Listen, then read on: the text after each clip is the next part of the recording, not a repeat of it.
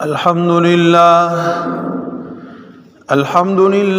वकफ़ा वस्सलातु वस्सलामु अला इबादिहिल्लज़ीना अस्तफ़ा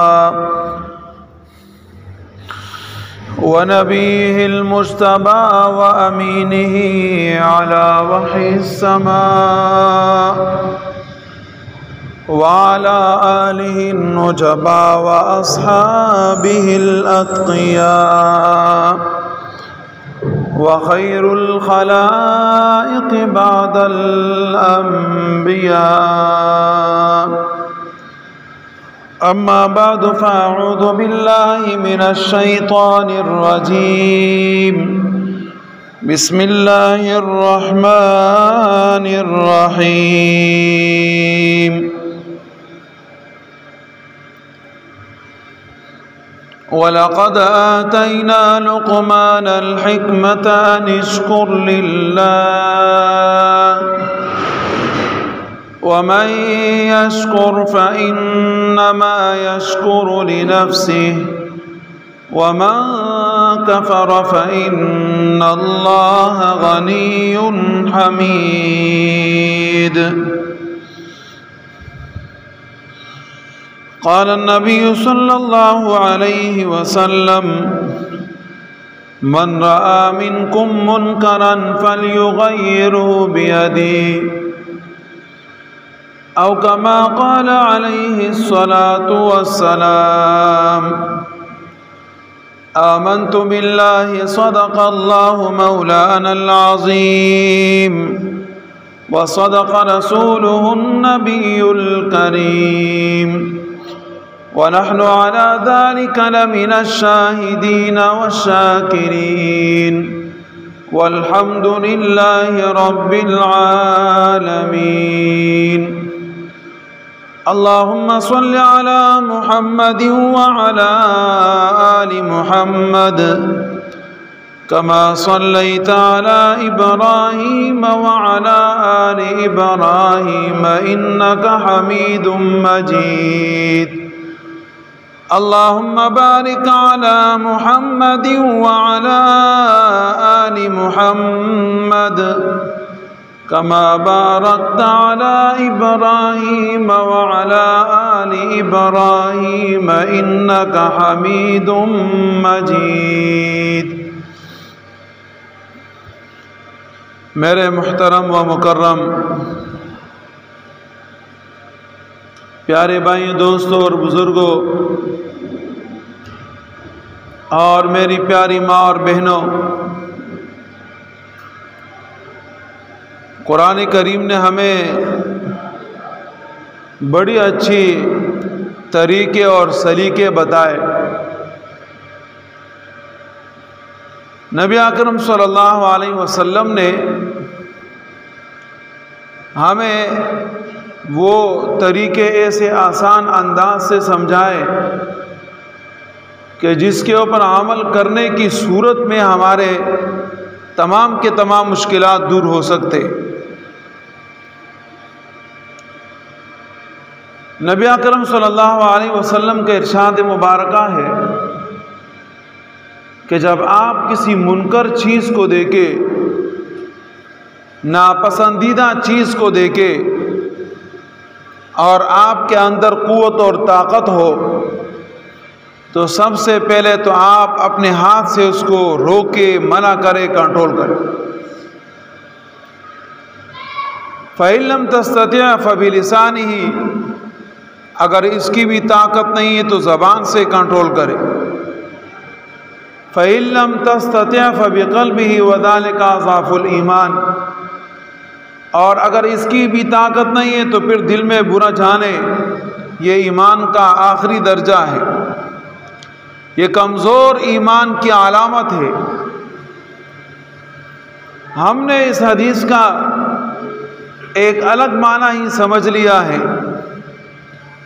और वो माना समझ के हमने हदीस को एक तरफ रख दिया कि भाई आज हमारे इस हालात के अंदर इस हदीस के ऊपर अमल नहीं किया जा सकता। जिसके बिना पर हम अमल नहीं करते, और अमल न करने की सूरत में हमारे घरों के अंदर, हमारे मोहल्ले के अंदर दिन ब दिन मसाइल बढ़ते जा रहे हैं। एक तो ये है कि आपका मोहल्ला है, आपका शहर है, आपका वतन है, आपका इलाका है। अगर आप उसके अंदर उस बुराई को कंट्रोल नहीं कर सकते तो इसका माना और मतलब ये तो नहीं है कि आप बस एक तरफ होके बैठ जाए। नहीं, आपको नबी अलैहिस्सलाम ने पहला तरीका ये बताया कि अगर आपको ताकत है तो आप कंट्रोल करें। तो ज़रूरी तो नहीं है कि बाहर का कोई गुनाह, बाहर की कोई बुराई, उसको आप ये समझे कि बस ये मेरे कंट्रोल का होगा और अपने घर की तरफ आपका ख्याल ही नहीं जाता। बाहर में आपका हाथ नहीं चलता, अपने कुव्वत और ताकत के साथ आप उस बुराई को ख़त्म नहीं कर सकते, लेकिन हर आदमी अपने घर के अंदर अपने हाथ से बुराई को ख़त्म तो कर सकता है ना। अब इस हदीस में भी अमल हो जाएगा और इंसान बुराई और गुमराही और बुराई और इलाके और आगे आने वाले नस्ल के बेकार से भी महफूज हो जाएगा। बुराई फैलती कहाँ से? बुराई सबसे पहले अपने घर से फैलती है, और घर में रोज सुबह और शाम हम मुनकर चीज़ें, नाजायज़ चीज़ें, गलत चीज़ें देखते हैं, लेकिन हम कंट्रोल नहीं कर सकते। हम कहते हैं कि बुराई वो होगी जो बाहर हो, और जो अपने घर के अंदर हो वो बुराई नहीं होती। ये चीज़ हम अपना ज़हनी तसव्वुर और ख़्याल सही कर लें तो फिर ये है कि हम अपने घर से भी बुराई को दूर कर सकेंगे। हम ऐसे होते हैं कि अपना आदमी अगर कोई गलत काम कर लेता है, कोई गुनाह करता है, कोई बुराई करता है, माशरे के बिगाड़ के लिए कोई तरीका अख्तियार करता है, तो वह हमें बुराई नज़र नहीं आती,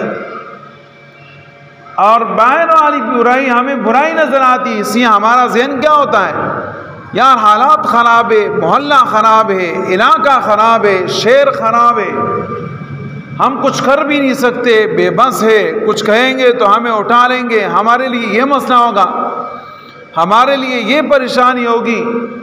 ये तरीके हमने इख्तियार किए दूसरे के ऊपर इल्ज़ाम लगाने का, लेकिन अपने आप को इस इल्ज़ाम के अंदर लाने के लिए हम अपने आप को बिल्कुल पाक और साफ करते। हम कहते हैं किसी और का गुनाह है, मेरा कोई गुनाह नहीं है, मेरे बच्चों का कोई गुनाह नहीं है, मेरी बीवी का कोई गुनाह नहीं है।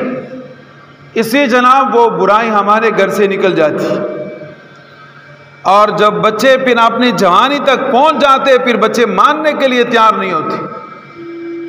जाहिर है कि फिर आप बच्चों के ऊपर सख्ती करेंगे, बच्चे घर में नहीं आएंगे, और परेशानी है। और आप सख्ती करेंगे तो कोई और कारनामा इंजाम देंगे, आपके कंट्रोल से बाहर हो जाएंगे। तो देखिए, सबसे पहले कंट्रोल इंसान के अपने घर का होता है। हर आदमी अपने घर में देखता है मेरे घर में कितनी अच्छाई हो रही, कितनी बुराई हो रही। अब अच्छाई को आगे बढ़ाने की कोशिश करें और जो बुराई उसको ख़त्म करने की कोशिश करें, हदीस मुबारक के ऊपर अमल हो जाएगा। लेकिन हमारी आदत ये है, जो एक बहुत गंदी आदत है, कि कभी अपने गुनाह को गुनाह नहीं समझते। इसलिए अगर ये देखा जाए कि दूसरे के जन्नत के बारे में तो हम सोचते हैं, लेकिन अपने आप के जहन्नम जाने का हमें कोई फिक्र नहीं है। दूसरे के जन्नत का कैसे सोचते हैं? घर से बाहर निकल आए, अरे बेटा ये काम नहीं करना, ये क्यों गलत काम कर रहा है? ये फलां आदमी, अरे ये काम नहीं कर रहा है, ये क्यों कर रहा है? तो दूसरे आदमी को तो बुराई से रोकते हैं, ज़बान से रोकते हैं, और वो बुराई से रुकेगा तो कहाँ जाएगा? जन्नत जाएगा। तो दूसरे आदमी के जन्नत का तो हमें सोच है, लेकिन हम खुद जो सारी फैमिली समेत जहन्नम जा रहे, गुनाह कर रहे, उसका फिक्र नहीं है। आज लोग दुरुस्त क्यों नहीं होते, उसकी बुनियादी वजह यही है। और गुनाहगार है और गलत है, मैं सही हूं। अभी जो मैं सही हूं, इस मैं ने दुनिया के अंदर इतना बिगाड़ पैदा कर दिया कि लोग सही होने के लिए तैयार नहीं है। तो हदीस मुबारका के ऊपर अमल करने के लिए सबसे पहले आप अपने घर को देखें।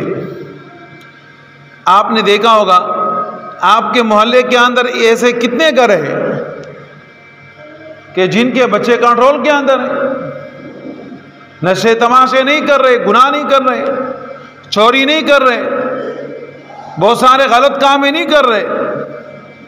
और कितने घराने ऐसे हैं कि जनाब जिनके बच्चे ये इस माहौल के अंदर चले गए, खराब हो गए, नुकसान हो गए। तो आप अंदाज़ा लगाएं कि अगर मोहल्ले का कसूर होता और अगर इलाके का कसूर होता तो फिर तो छोटे से लेके बूढ़े तक सब यही काम करते। लेकिन कितने ऐसे घर हैं कि उनके बच्चे जब जवान हो जाते हैं, बुढ़ापे तक पहुंचते, वो गलत काम नहीं करते, न चोरी करते, न नशा करते, न किसी और गुमराही के अंदर जाके पड़ते। क्यों? उनके वालिदैन उनका कंट्रोल करते हैं। और जब वालिदैन कंट्रोल करते हैं तो बच्चा बाद में कंट्रोल हो जाता है। अब एक बच्चे की उम्र 20-21 साल हो गई, उस वक़्त तक वो बच्चा कंट्रोल में है। 20-21 साल के बाद फिर उसको इतना सोच है, समझ है, वो गुनाह नहीं करेगा। वो देखेगा कि यार ये मेरे लिए गलत है। इसलिए कि इंसान का सोच आ रहा है। इसलिए कहा जाता है कि जब बच्चा पैदा हो गया तो अक्लमंद लोग आ गए कि यार ये बच्चा जो अल्लाह पाक ने पैदा फरमाया, इसके अंदर खुसूसियत क्या है। तो किसी ने कहा कि इसकी सबसे बड़ी खुसूसियत ये है कि अल्लाह रब्बुल इज़्ज़त ने इसको अकल दिया है। इसकी वजह से इसकी आला खुसूसियत और आला कमाल का है। अकल बहुत बड़ी चीज़ होती। दूसरे ने कहा कि अगर अकल ना हो तो दूसरे नंबर पर जो चीज़ है वो अखलाक है, अखलाक हसना, अच्छे अखलाक। वो इस्तेमाल करे तो तब भी लोगों के साथ उठ सकता है, बैठ सकता है, घूम सकता है, फिर सकता है। अगर अकल भी नहीं है, अखलाक भी नहीं है, तो फिर फरमाया कि बस ये बिजली का एक चमक है, बिजली का एक कड़क है कि आके इसको चुक लेगा और ख़त्म हो रहा है। तो इंसान के अंदर तो ये चीज़ें हैं। सबसे पहले अकल, शऊर होना चाहिए, तमीज़ होना चाहिए। आज हमारे बड़ों में भी तमीज़ नहीं है, शऊर नहीं है, बच्चों में भी शऊर नहीं है। हमने ये समझा है और हमारे समझ में ये आता है और हमको ये समझाया गया है कि ये तुम्हारा भाई है, इसका तुमने साथ देना है चाहे कुछ भी हो जाए। ये तुम्हारा रिश्तेदार है, तुमने इसका साथ देना है चाहे कुछ भी हो जाए, गलत करे सही करे। हमको ये समझाया गया। हमको ये नहीं समझाया गया कि आपका भाई गलत करे आप उसको हाथ पकड़ के रोको।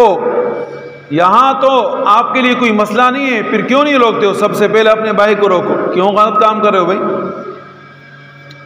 बाहर मोहल्ले पर हम जाएंगे, किसी दुकान वाले को पकड़ेंगे, वो पुलिस वाले को बुलाएगा, हमको उठा लेंगे। लेकिन भाई को अगर आप मना करेंगे तो कोई पुलिस वाला तो नहीं आएगा ना।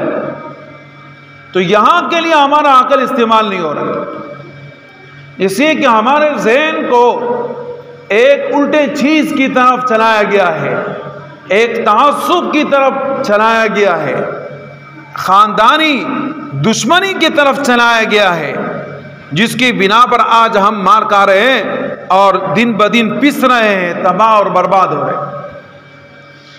जैसे इंसान का सोच होता है उसी के हिसाब से इंसान तरक्की करता है। हमारे सोच का ताल्लुक सिर्फ और सिर्फ हमारे घर तक है, फिर ज्यादा से ज्यादा हमारे मोहल्ले तक है, बाकी उसके अलावा हमारा कोई सोच नहीं है।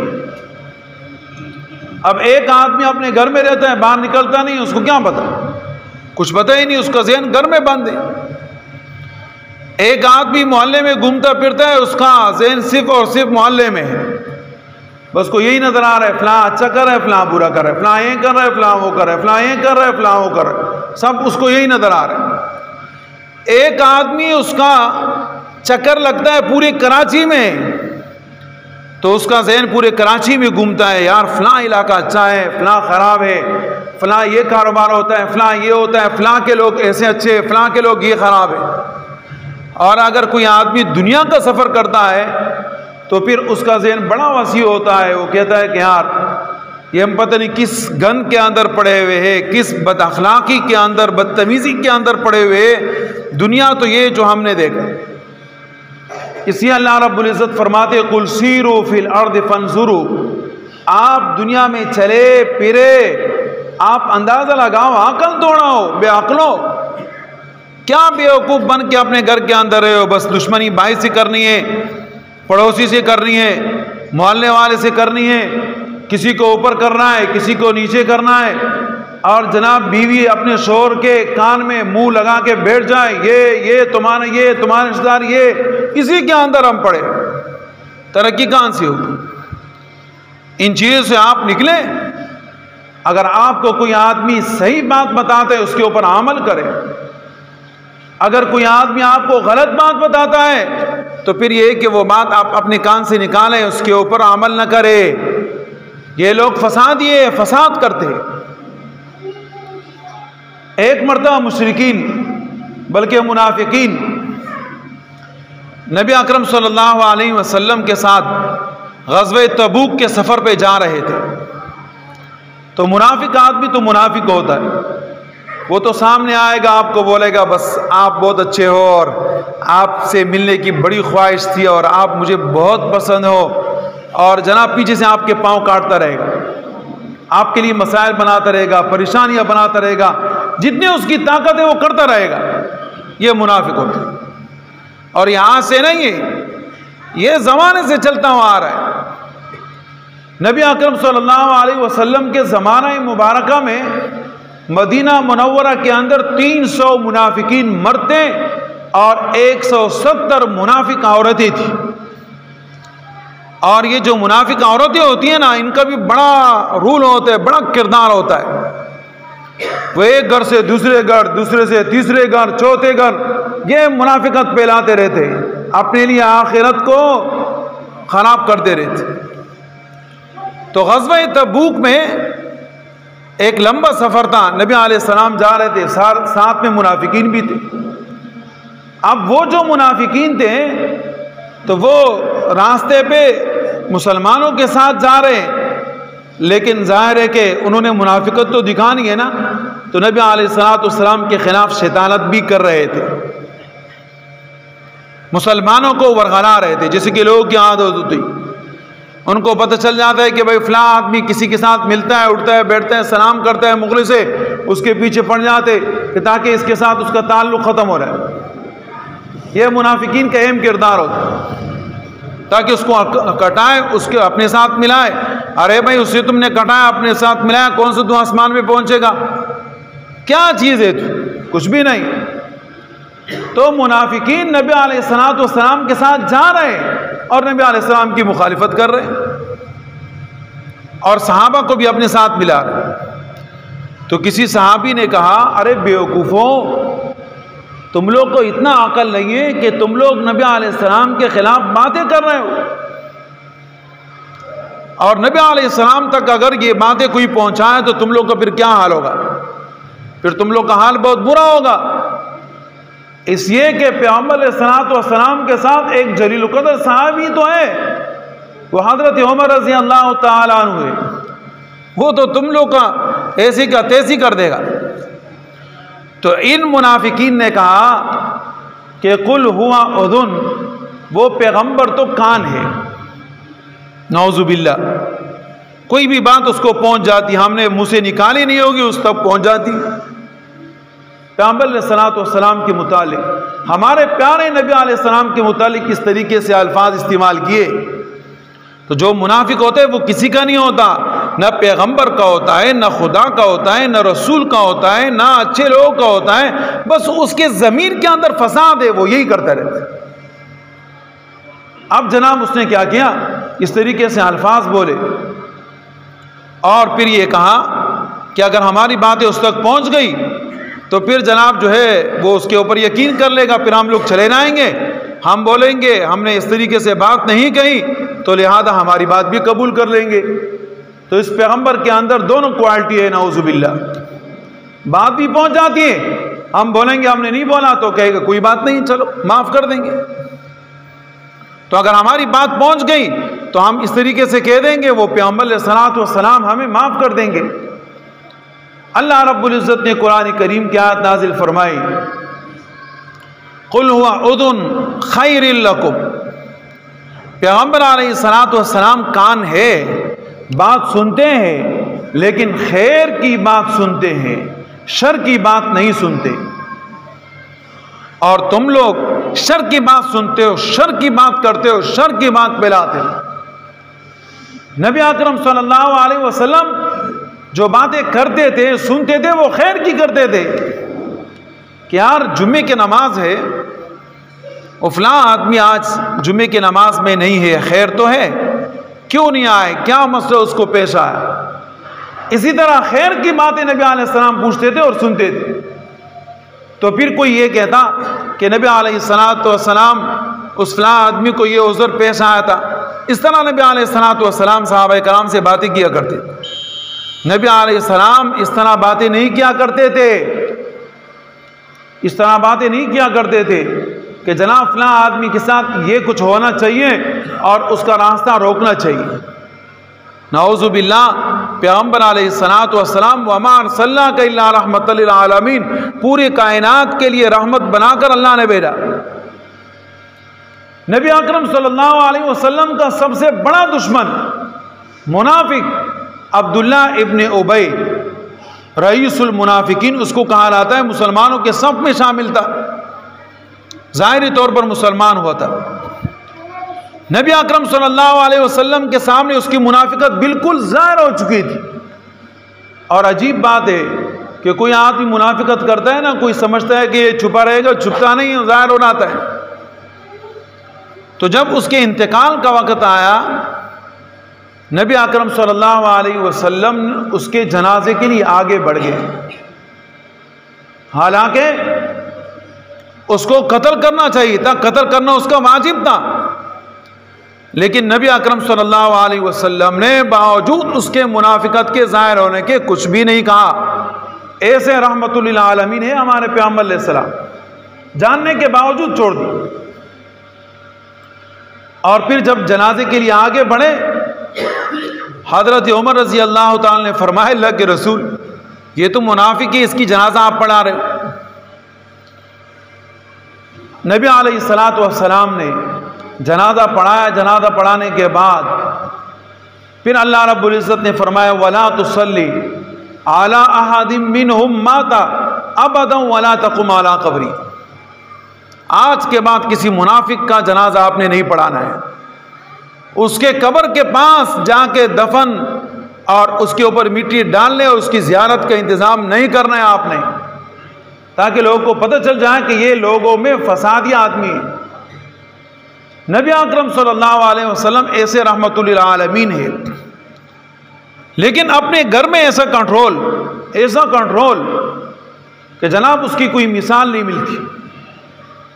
घर में नबी अलैहिस्सलातु वस्सलाम ने एक डंडा लटका के रखा हुआ था, हालांकि किसी को नहीं मारा, लेकिन घर के अंदर डंडा है, बच्चे देख रहे, बीवी देख रही है, सब देख रहे हैं, हालात कंट्रोल में हुए।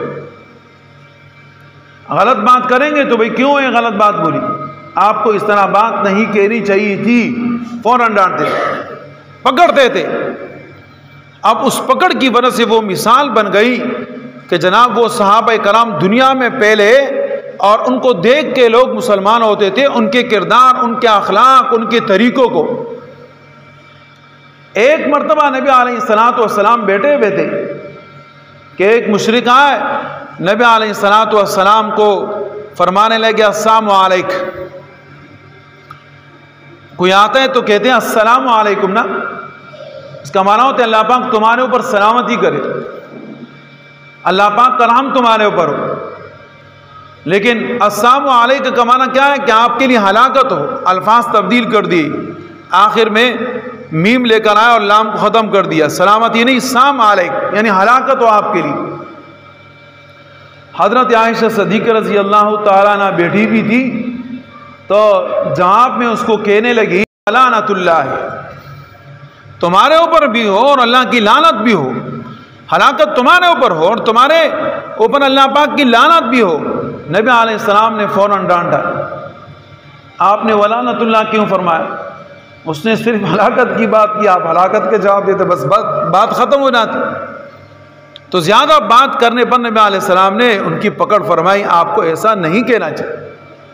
आज अगर हम ये तरीका अपने घरों के अंदर राइज कर दे, अपने बच्चों में, अपने भाइयों में, तरीके के साथ, शोर शराबे के साथ नहीं कि जनाब घर में आप गए बस आप समझे कि एक आग बगोला हो गए, चीख और पुकार शुरू कर दिया, नहीं, इसकी ज़रूरत नहीं है।